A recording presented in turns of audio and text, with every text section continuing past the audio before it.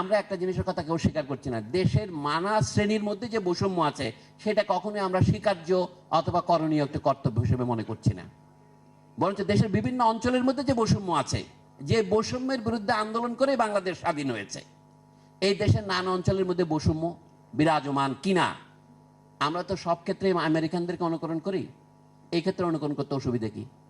আমেরিকাতেও তো দ্বিকক্ষ আছে, ভারতেও তো দ্বিকক্ষ আছে, পাকিস্তানেও তো দ্বিকক্ষ আছে। কাজে দ্বিকক্ষের বিরুদ্ধে কিছু আমি বলছি না। তাহলে উচ্চ কক্ষটা কিভাবে নির্বাচিত হবে? সেটা কেন সমানুপাতিকভাবে নির্বাচিত হতে হবে? কথায় বললাম, তাহলে নিচেরটা সমানুপাতিক হবে না কেন? দুই ক্ষেত্রে দুই আদর্শ কেন? যদি দুটো নির্বাচিত হয় একটা পদ্ধতি হতে পারে। বাংলাদেশের নিম্নকক্ষ যদি 300 আসন হয়, 300 কে বাড়িয়ে আপনি 600 করেন, এটা নিয়ে আমার বেশি মাথা ব্যথা নাই। এটা জনগণের সম্মতি অনুসারে আমরা ছাড় দিতে গ্রহণ করতে প্রস্তুত আছি। উচ্চ কক্ষটা কেন এলাকা ভিত্তিক হবে না? এখন যারা ঢাকা শহরের মেট্রোপলিটন এলাকায় 15টি সংসদীয় আসন, কারণ এখানে জনগণের ঘনত্ব বেশি, মানুষের সংখ্যা অনুসারে হয়। আমেরিকায় যেমন ক্যালিফোর্নিয়া মানুষ বেশি, নিউ ইয়র্কে মানুষ বেশি, অনেক ভারতে ইউপিতে মানুষ বেশি। কিন্তু যদি আমরা প্রত্যেক জেলায় বাংলাদেশে দুটো করে আসন করি, তাহলে উচ্চকক্ষে 128টি আসন হবে। আপনি যদি 3টে করে করেন 3 গুণ হবে। তাহলে পার্বত্য চট্টগ্রামে যে জেলাগুলো অবহেলিত অথবা পঞ্চগড়ের মতো জেলাগুলি অবহেলিত, সেগুলিও তাদের সমান প্রতিনিধিত্ব পাবে। এই কথা তো আমরা ভাবতে পারি আঞ্চলিক প্রতিনিধিত্বকে সমতার ভিত্তিতে নিয়ে আসার জন্য। তখন ঢাকা জেলাতে 2জনই হবে উচ্চকক্ষে, এখানে তার 15-16 জন পাবে না। তাহলে এটা একটা হবে। তারপরেও আমি মনে করি আমাদের আরো মৌলিক সংস্কার নির্বাচনের ক্ষেত্রে দরকার। এখন যে তর্ক চলছে, আগুন জ্বলছে, এর মধ্যে আমলাতন্ত্রের প্রশ্নটাও আছে। 26টা ক্যাডার একত্রিত করা হয়েছিল, এর মধ্যে বিরোধীর মীমাংসা হয়নি। তাহলে এই মেধার ভিত্তিতে যাদেরকে আমরা নির্বাচিত করছি, এইটার যদি আপনি সমাধান করতে চান, মেধা জিনিসটাকে আমাদের গোড়ার থেকে পরীক্ষা করতে হবে। কারণ আমরা তো মেধাভিত্তিক প্রশাসন করে চেয়েছি, এটাই, এছাড়া আর বিকল্প নাই। কোটার আন্দোলন তো ছিল এই কোটার বিরুদ্ধে মেধাকে প্রতিষ্ঠা করার জন্য। কিন্তু মেধা জিনিসটা যদি করতে চাই, আমাদের শিক্ষা ব্যবস্থায় যে এখন বৈষম্যের ক্রমশ বৃদ্ধি হচ্ছে, সেটা রোধ করতে হবে। এই যে আপনারা ক্যাডেট কলেজ করেছেন, এই বিষয়ে কোনো কথা বলছে না। ক্যাডেট কলেজের শিক্ষার যে মান, সেই মান থেকে অন্যরা কেন বঞ্চিত হবে? এই যে ঢাকা বিশ্ববিদ্যালয়ের ছাত্রদের উদ্দেশ্যে বলি, বন্ধুগণ, আপনারা হয়তো মনে খুবই অহমিকা, আমি ঢাকা বিশ্ববিদ্যালয়ের ছাত্র, এবং যখন ঢাকা কলেজ বা অন্য কলেজের ছাত্ররা ঢাকা কলেজ থেকে স্বাধীন হয়ে একটি আলাদা বিশ্ববিদ্যালয় দাবি করে, তখন ঢাকা বিশ্ববিদ্যালয়ের ছাত্রদের মনোভাব কি জানা দরকার। এবং বিরোধ হচ্ছে কেন? মার্কিন যুক্তরাষ্ট্র, নিউ ইয়র্কে city university of new York আছে, তার 12টি ক্যাম্পাস আছে শহরের ভিতরেই। এখানে এহসানুল্লাহ মিলন সাহেব সামনে আছেন, আপনি ছিলেন নিউ ইয়র্কে।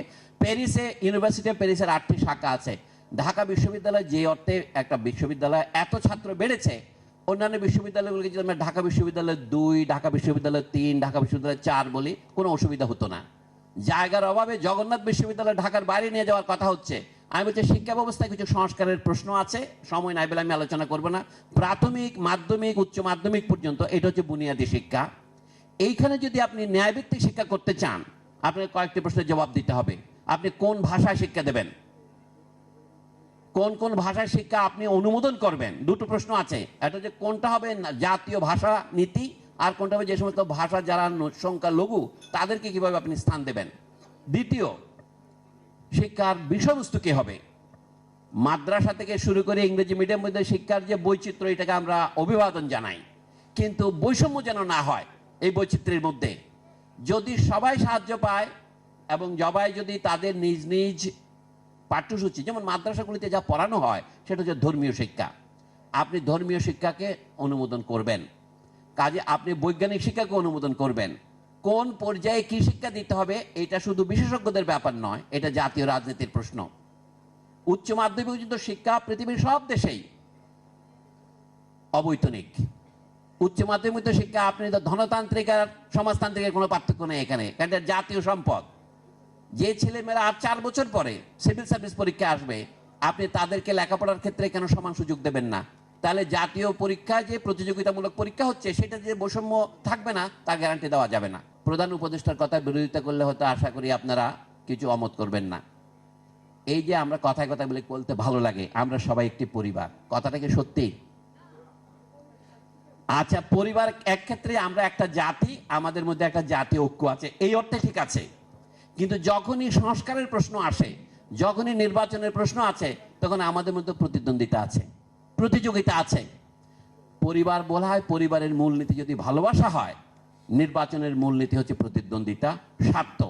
বিশেষ করে যখন নিচের তলায় যাব অর্থনৈতিক ক্ষেত্রে, সেখানে হচ্ছে শ্রেণী স্বার্থ।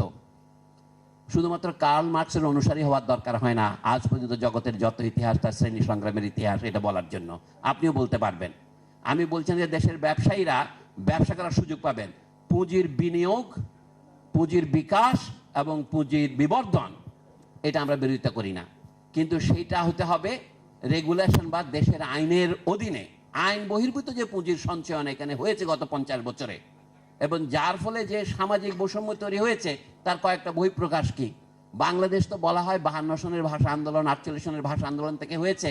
21শে ফেব্রুয়ারির গানকে তো আপনারা সকলে গানা, মোদের গরব মোদের আশা আমরি বাংলা ভাষা গান, কিন্তু কি হচ্ছে বাংলা ভাষার এখন? এই সমস্ত প্রশ্ন হয়তো অন্তর্বর্তী সরকারের করণীয়ের মধ্যে পড়ে না, কিন্তু ভবিষ্যতের জন্য এগুলো তুলতে হবে।